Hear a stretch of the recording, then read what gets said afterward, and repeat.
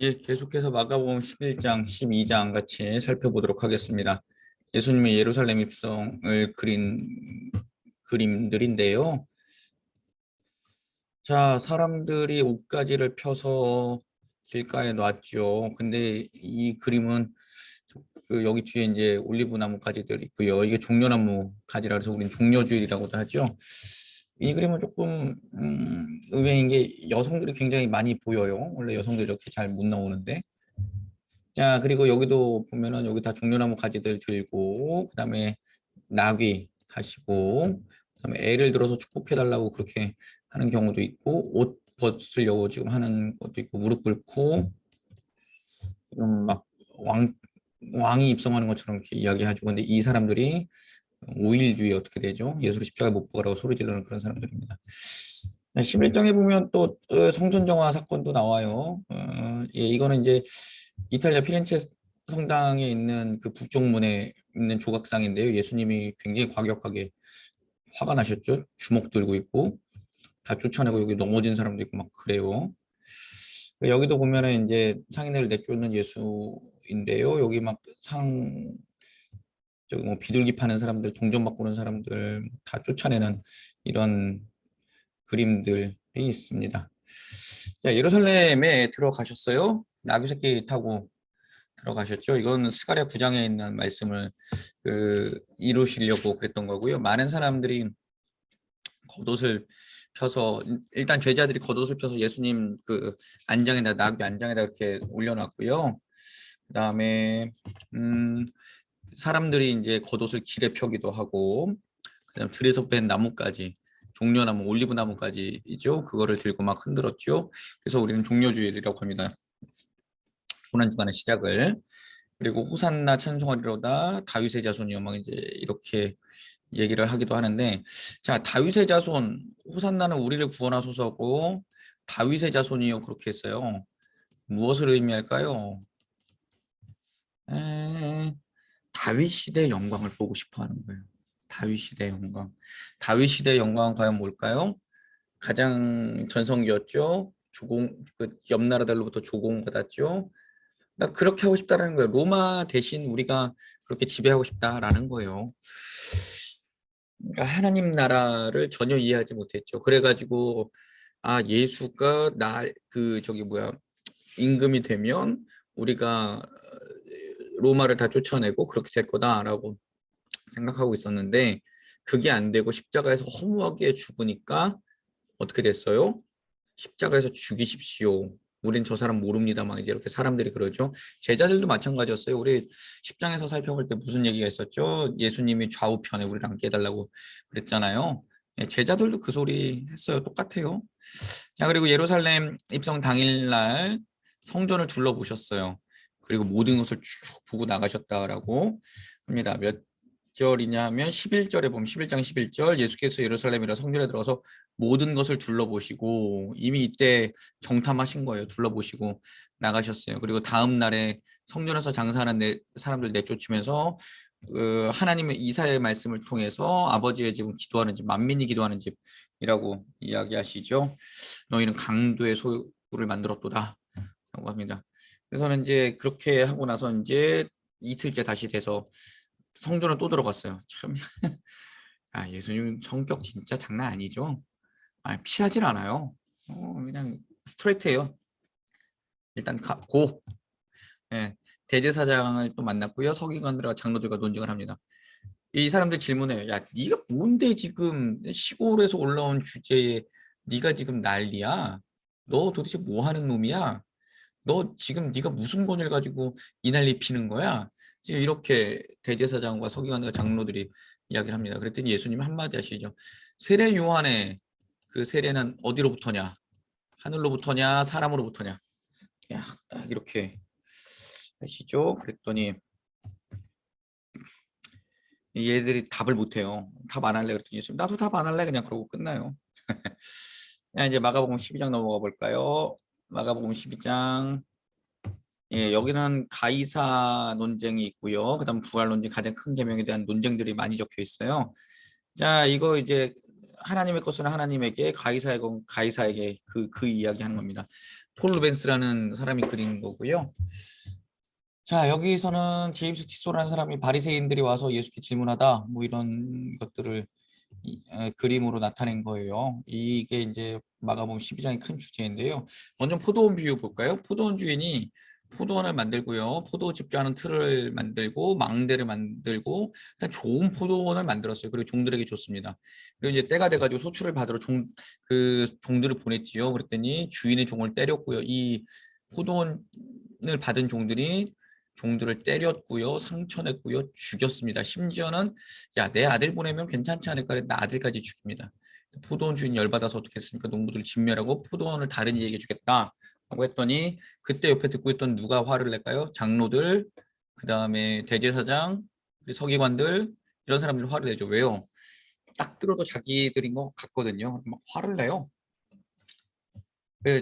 그래서 잡고자 했어요, 예수님을. 그랬는데 무리를 무서워서 차마 잡지 못했습니다. 왜? 예수님이 막 이렇게 대변하잖아요. 우리나라도 옛날에 그 탈춤들 보면은 양반들 조롱하고 이렇게 하는 거 있잖아요. 그때마다 사람들이 막 되게 좋아했잖아요. 그런 거예요. 풍자하고 그랬다고 보시면 됩니다. 예수님이 되게 세게 이제 백성들의 편을 들어주니까 백성들이 예수님에 관해서 이렇게 보호하고 있었다, 이렇게 보면 되지요. 아직 그리고 하나님의 때가 안 됐기 때문에 이 사람들이 못 잡은 거예요. 자, 가이사 논쟁이 벌어집니다. 가이사, 지난번에 마태복음 할 때도 있었는데 케사르, 그리고 시저라고도 하죠. 황제입니다. 로마의 황제. 자, 바리새인과 헤롯 땅에 와서 가이사에게 세금내는 게 옳습니까? 그랬더니 예수님, 가이사의 것은 가이사에게, 하나님의 것은 하나님께 있는데요. 이 바리새인하고 헤롯 땅이 진짜 나쁜 놈들이 게 뭐냐면요. 계속해서 내고 있었잖아요, 여태까지. 세금을 안 내고 있었던 게 아니라고요. 걔네들은 나라를 빼앗기고 나서 계속해서 로마에다 세금을 내고 있었어요. 그리고 성전세라는 거 하나님께도 계속 내고 있었어요. 자기들 나름대로는. 근데 그걸 와가지고 예수님한테 올무에 걸리게 하려고 그렇게 질문을 하는 거예요. 참 의도를 갖고 있죠. 또 예수님 뭐라 그래요? 지금하고 똑같이 니네 하고 있지 않냐? 지금 가이사의 건 가이사에게 내고 하나님의 것을 하나님께 드려라. 왜 그런 걸 가지고 그러냐? 그리고 가장 중요한 것은요. 하나님의 나라하고 이 땅은 상관없다. 하나님의 나라는 이 땅에 속하지 않았다. 왜 자꾸 하나님의 나라를 이 땅에 속한 권력으로 보니, 그 말씀하시는 거예요. 그래서 예수님이 요한복음에서 빌라도하고 논쟁할 때 진리가 무엇이냐라고 하고 네가 유대인의 왕이냐 그렇게 했을 때 예수님 뭐라 그러세요? 난 유대인의 왕 맞는데 내 나라는 여기 속하지 않았다 그래요. 그러니까 나는 너희들하고 정치적으로 이렇게 논쟁하고 싶지 않다. 하나님의 나라는 이런 거다라고 예수님이 하나님의 나라를 증거하셨지, 이 땅 가운데서 정치 단체를 만들거나 정치 체계를 만들거나 하지 않았어요. 우린 그거 명확하게 알아야 됩니다. 그래서 하나님 나라를 사모하며 살고 하나님의 나라를 추구하면서 사는 거지, 이 땅 가운데서 어떤 정치 세력을 지지하거나 어떤 정치 세력에 대해서 그 종교를 빌어서 그렇게 하는 것은 잘못됐다라는 것을 여러분 꼭 기억하시길 부탁드립니다. 가이사 논쟁 넘어갈게요. 자, 이제 부활 논쟁도 해요. 부활 논쟁은 사두개인, 우리 마태복음 할 때 했었어요. 그때 세 가지 그룹이 있었다 그랬죠. 사두개인, 바리새인, 그 다음에 에세네파.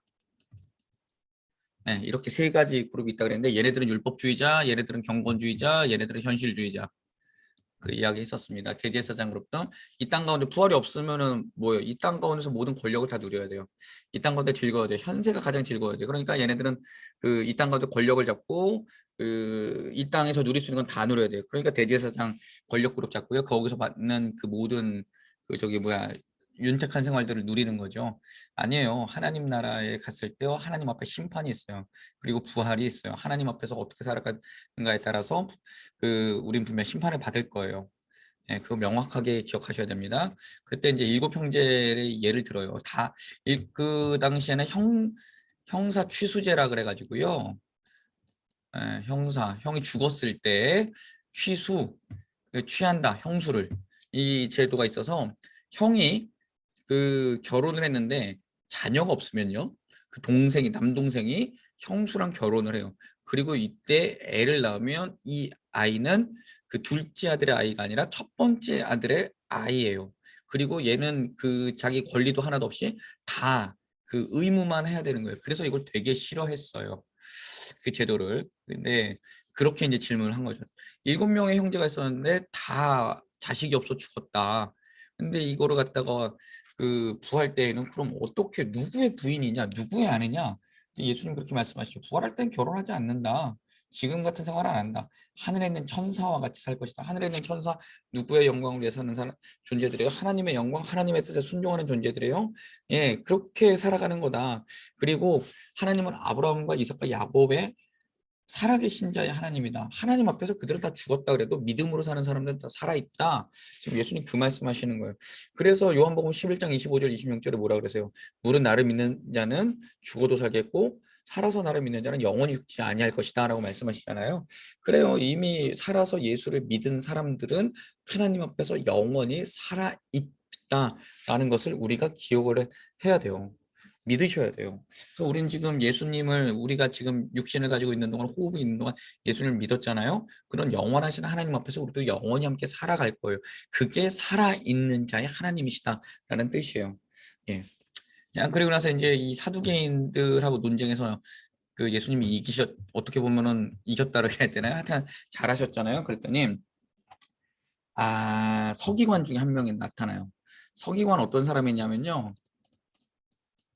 그 저기 어디야?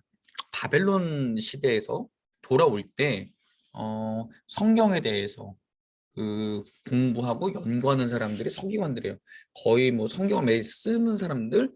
그래서는 성경에 대해서 박사라고 할 수 있죠. 율법사, 서기관 뭐 다 동일한 뜻입니다. 그러니까 성경에 관해서는 모르는 게 없는 사람인데 와가지고 가장 큰 계명이 무엇이니까 물어봤다는 거는 뭐 이것도 예수님 시험하려고 그러는 거죠.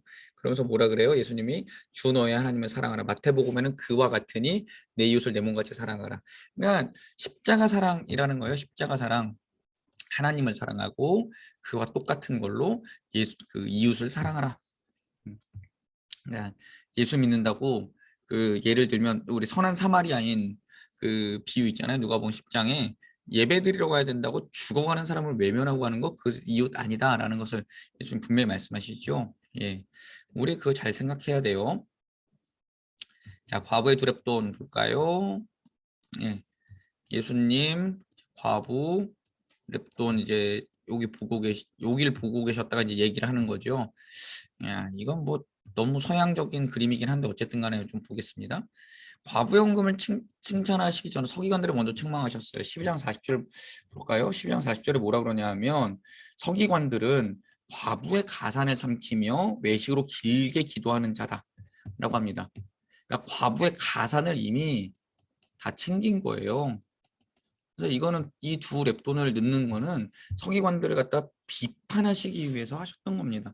니네들 그 저기 어디야 서기관들이라고 하는 존재들, 그다음 제사장 그룹들, 그다음에 또 그 장로들, 너희들 하나님의 이름을 팔아서 엄청나게 많은 재산들을 가지고 있지 않니? 그런데 이 여인은 없는 중에서 다 넣었기 때문에 하나님 앞에 더 많이 한 거다라고 예수님 말씀하신 거예요. 자, 너희들은 하나님의 이름을 팔아서 지금 이 땅에서도 잘 살고 있고, 그 다음에 너희들은 하나님의 이름을 팔아서 큰 부를 축적해 놓고 있는데 너네 하나님께 드리는 게 되게 아쉽다, 하나님께 드리는 게 아깝다라고 생각하지 않냐? 니들이 잘못된 놈들이다. 지금 서기관들 비판하시기 위해서 과부의 두 랩돈을 칭찬하시는 거예요. 자, 그래서는 우리가 늘 이 헌금을 가지고 이야기할 때 뭐라 그래? 이 여인은 다 가진 것을 다 드렸기 때문에 주님께 칭찬받았다 그러잖아요. 그것도 맞아요. 그런데 하나님 앞에 드릴 것이 있는데도 안 드리는 사람들에 대해서 비판하셨다는 것도 어른이 잊으면 안 돼요. 그러니까 하나님께 드릴 때 아깝다, 아쉽다, 이거 안 되는데 이렇게 하는 게 아니라 하나님께 드릴 때 정말 내가 드릴 수 있는 만큼 하나님께 대하여 아깝지 않게 드리는 사람이 주님께 칭찬받는 사람이다라는 것을 우리 기억하셨으면 좋겠고요. 예수님 참 재밌는 게 여기 앉아서 보셨다 그러는데요. 앉으셔서 이왕 그 헌금통 앞에 앉으셔서 주목하여 보신 거예요. 다른 사람들 어떻게 하는가. 이 이야기 하시려고요. 자, 우리 오늘 또 마가복음 11장 12장까지 이야기했는데요. 13장 14장도 살펴보고 15장 16장까지 해서 마가복음 끝낼 때까지 힘내시기 바랍니다. 감사합니다.